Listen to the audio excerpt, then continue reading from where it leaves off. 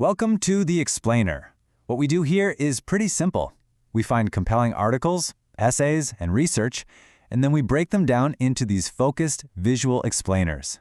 Today, we're cracking open a really fascinating philosophical case file that dates all the way back to 1949. It's an essay by the Finnish author Mirjam Tuominen, and she levels a powerful accusation against one of the 20th century's most celebrated thinkers, Jean-Paul Sartre. And the charge? Well, it's a big one. It's that his philosophy wasn't just a set of ideas, but a political tool. Okay, let's dive into this. All right, so let's get right to the core of this accusation. The target here is existentialism, which you've got to remember, back in the 40s was the absolute height of intellectual fashion. It was everywhere. Right off the bat, Tuominen just dismisses the whole idea that existentialism's popularity was some kind of cultural fad or, a simple misunderstanding. She argues that when you see the biggest newspapers and magazines of the day all start promoting the same philosophy at the same time, that's not an accident. She saw it as a calculated, even a worldwide campaign. And for her, the proof was right there in plain sight. I mean, you just had to look at the incredibly heated debates happening around Sartre's work, especially his plays like Dirty Hands. These things sparked so much controversy, they were actually prompting diplomatic notes between countries. That tells you the stakes were way, way higher than some abstract philosophy. This was a political battleground. Now, here's where the critique gets really interesting. It makes the claim that existentialism wasn't actually new at all.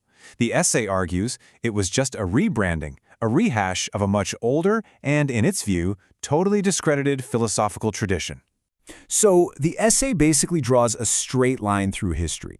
It starts way back with Bishop Berkeley's idealism in the 1700s, then it moves through the early 20th century Marxists, who were a group of philosopher-scientists, and it lands right on Sartre's doorstep in the 1940s.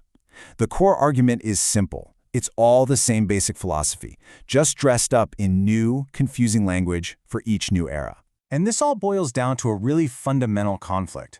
On one side, you've got idealism, the basic idea that reality is fundamentally mental or spiritual. The critique says this is Sartre's camp. And on the other side, you've got materialism, the belief in a real, objective world that exists outside of our minds. The way the essay frames it, this isn't just an academic debate. It's a battle between faith and science. So how do you sell old ideas as something new and profound? Well, Tuominen's critique argues that these modern idealists just buried them under a ton of needlessly complex jargon. And she singles out a couple of terms in particular to make her case. Okay, so the first word is scholasticism. The critique uses this to mean, those pointless, abstract arguments that are totally disconnected from reality. Think of it as the 20th century version of debating how many angels can dance on the head of a pin, just splitting hairs. And the second term, fightism. This one really gets to the heart of the accusation. It's this idea of replacing actual scientific knowledge with something that looks a lot more like religious faith. So get this. Even though Sartre was a famous atheist, the critique is saying his philosophy, at its core, asks you for a leap of faith, not to use your reason. All right, let's get to the main event, the specific case against Jean-Paul Sartre himself. This is where the critique really lays out its evidence, and it aims right for the foundations of his entire philosophy. The essay goes after Sartre's most famous idea, that humans first just exist, and then, only through their choices, do they create their own meaning, their own essence. Tuominen doesn't see this as some liberating idea. She calls it a form of blatant idealist mysticism that just completely ignores the concrete reality of our lives. The critique argues that Sartre's whole concept of absolute freedom is basically a fantasy. Why? Well, first, it says it completely ignores the real-world stuff that shapes our lives, our history, our society, our economic class. And this leads to what the essay calls absurd conclusions, like saying a poor cobbler actually chooses to be a cobbler. The result is this philosophy of action for action's sake in a totally empty world, which ultimately makes any choice meaningless and leads to a kind of moral anarchy. And to really hammer this point home, the critique points to what it calls the infantilism in Sartre's own philosophical examples. The argument is that he takes these tiny, personal feelings and just blows them up into these grand universal truths. And check this out. This quote is from a passage where Sartre is literally analyzing the feeling you get when you're skiing.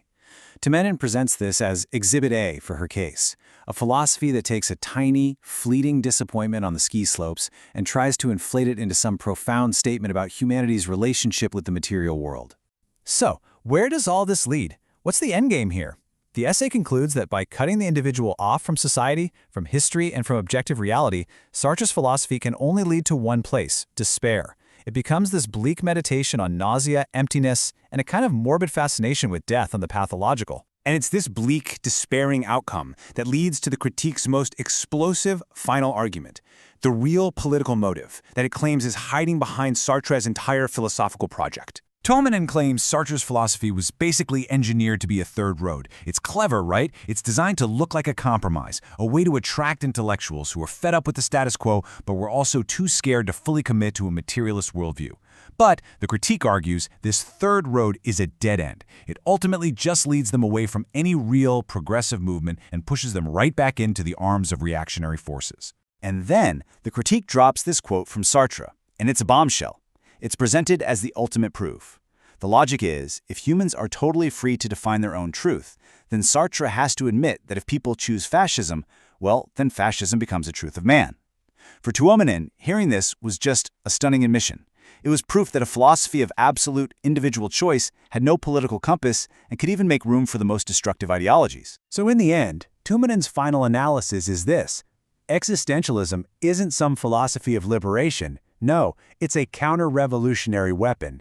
Its goal, she claims, is to empower the petty bourgeoisie by telling them their individual feelings are the center of the universe, and, in doing so, to undermine the collective struggle of the proletariat and its role in making history. Okay, so what's the big takeaway here? What are we supposed to make of this deep dive into a nearly forgotten ideological showdown from the mid-20th century? Ultimately, the essay frames this as a total clash between two worldviews that just cannot be reconciled. On one side, you have a philosophy based on science and collective action to change the material world. On the other, a philosophy based on subjective feeling and the isolated individual, which, the critique alleges, only serves to maintain the status quo. Now, whether you agree with this critique or not, it's a really powerful reminder that ideas are never just ideas, right? They have real-world consequences, real stakes, and they're always tangled up in the political and social conflicts of their day. What we've been looking at was a battle for the intellectual soul of post-war Europe. And that, of course, leaves us with one last thought to chew on. This was the philosophical battlefield of 1949. It really makes you wonder, doesn't it? What are the big ideas being used as weapons right now? What are the philosophical battlefields of today?